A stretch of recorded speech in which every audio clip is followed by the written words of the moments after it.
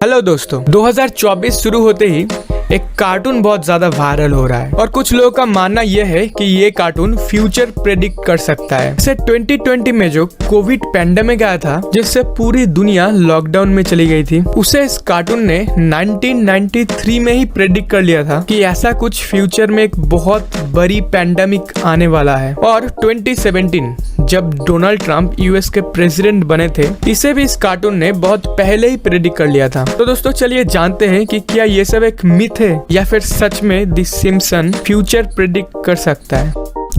दोस्तों ये एक अमेरिकन एनिमेटेड शो है और दोस्तों इस शो को बनाया था मैट ग्रोनिंग नाम के एक इंसान ने। दोस्तों इस कार्टून में सिम्पसन फैमिली को दिखाया गया है जो एक अमेरिकन लाइफस्टाइल जी रहे हैं। दोस्तों इस फैमिली में टोटल 5 मेंबर है। पहला है होमर सिम्पसन जिसे फादर दिखाया गया है, दूसरा है मार्ज सिम्पसन जिसे मदर दिखाया गया है, और BART Simpson the elder son, Lisa Simpson the daughter, और है Maggi Simpson the youngest daughter. दोस्तों इस कार्टून को पहली बार 17 दिसंबर 1989 को प्रीमियर किया गया था और उसके बाद से इसकी पॉपुलैरिटी दिन प्रतिदिन बढ़ता ही जा रहा है। दोस्तों दी सिम्पसन शो मेनली पॉपुलर है उसके प्रेडिक्शन की वजह से। दोस्तों आज तक इन लोगों के 42 प्रेडिक्शंस बिल्कुल सच हो गए और 10 प्रेडिक्शंस ऐसे भी थे जो बाद में जाके गलत साबित हुए थे। दोस्तों आप लोगों को पता होगा कि 2023 के जनवरी महीने में कि कुछ लोग सबमरीन में बैठकर समुद्र के नीचे टाइटैनिक शिप रिकॉर्ड्स को देखने के लिए गए थे, लेकिन अचानक पानी के दबाव की वजह से वो फट जाता है। और दोस्तों ये इंसिडेंट आज से बहुत पहले ही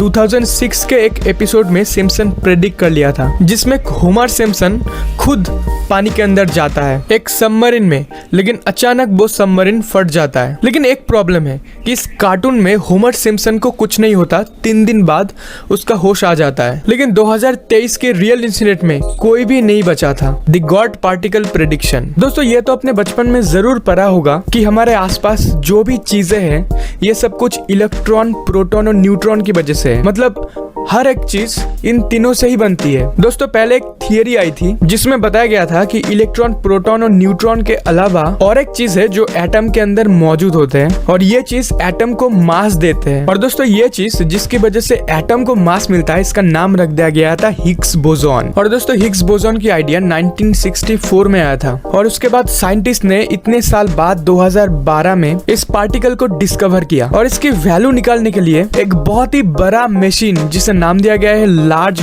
हेड्रॉन कोलाइडर, जो कि the most powerful particle accelerator है इन द वर्ल्ड, इसे बनाया गया सिर्फ हिग्स बोसॉन के वैल्यू निकालने के लिए। साइंटिस्ट ने इसके पीछे करोड़ों रुपए खर्च कर दिए, जिसे यूरोपियन पार्टिकल फिजिक्स लाइब्रेरी में रखा गया है।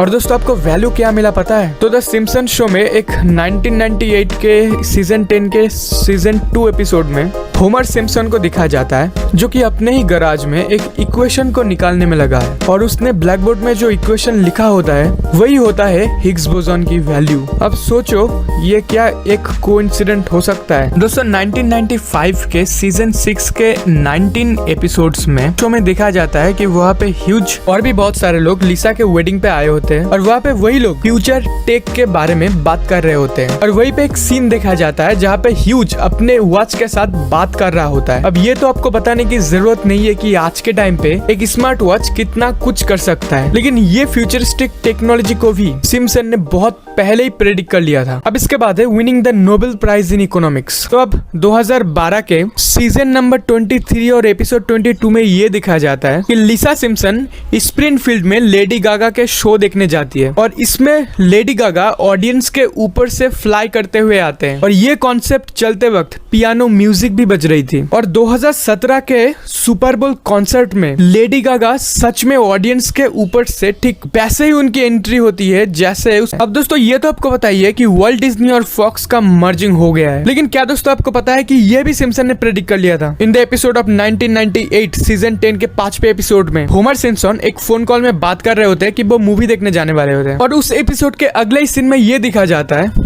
वर्ल्ट डिज्नी ने फॉक्स को खरीद लिया है।